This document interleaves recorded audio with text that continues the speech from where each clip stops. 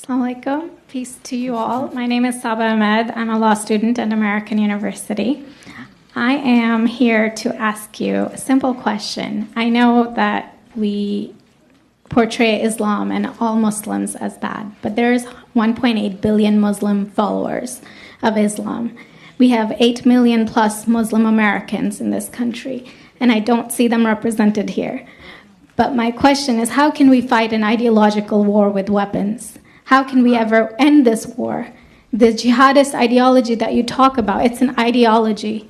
How can you ever win this thing if you don't address it ideologically? Great question. I am so glad you're here, and I am so glad you brought that up because it gives us an opportunity to answer. What I find so amazing is since the beginning of this panel, which we are here about Benghazi attack against our people, not one person mentioned Muslims. We are here against Islam, or we're launching war against Muslims. We are here to discuss how 4 Americans died and what our government is doing. We were not here to bash Muslims. You were the one who brought up the issue about most Muslims, not us. And since you brought it up, allow me to elaborate with my answer.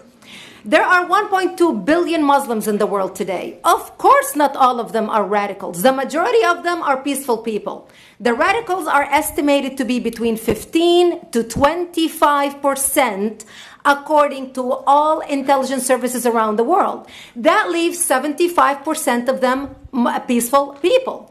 But when you look at 15 to 25% of the world Muslim population, you're looking at 180 million to 300 million people dedicated to the destruction of Western civilization. That is as big of the United States. So why should we worry about the radicals, 15 to 25%?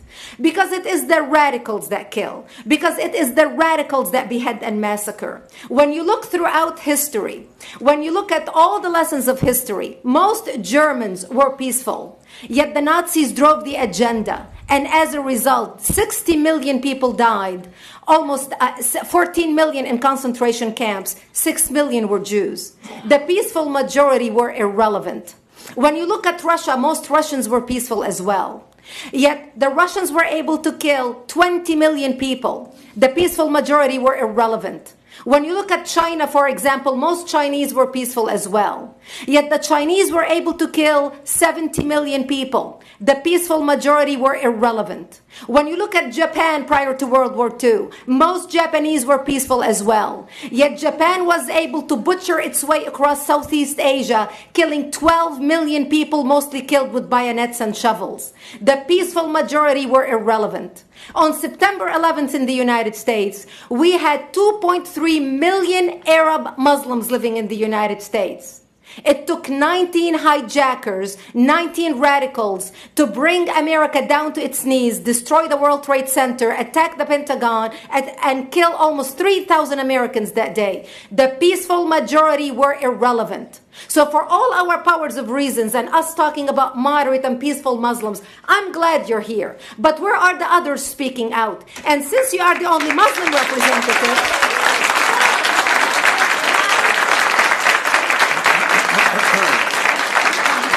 save the applause till the end.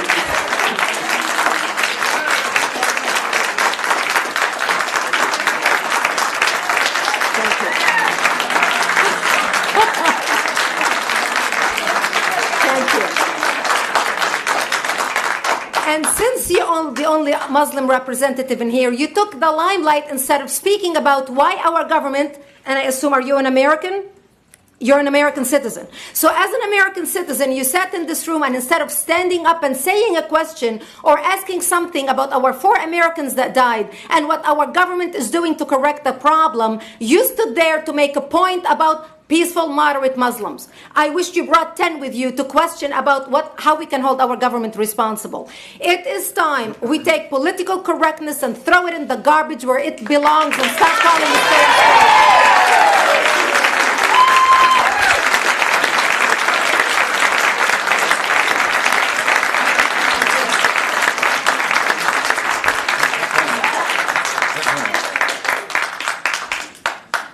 And there will be refreshments afterward. Did you want to respond to the... I think Rod. I can't follow that. You had a follow-up that you'd... You go ahead. Go ahead. Comment. Thank you for your responses. And I do really hope that other Muslims will start showing up at these conservative forums. But, as a peaceful American Muslim, I would like to think that I'm not that irrelevant. I'm just as much an American, and I'm very deeply saddened about the lives that were lost in Libya. And I hope that we will find justice for their families. But I don't think that this war can ever be won by just the military. You have to you have to bring Muslims to the table to address this. I think So everyone thank you. agrees that it can't be won just militarily, and I think that everyone has said that. Can you tell me who the head of the Muslim peace movement is? I guess it's me right now, so thank you.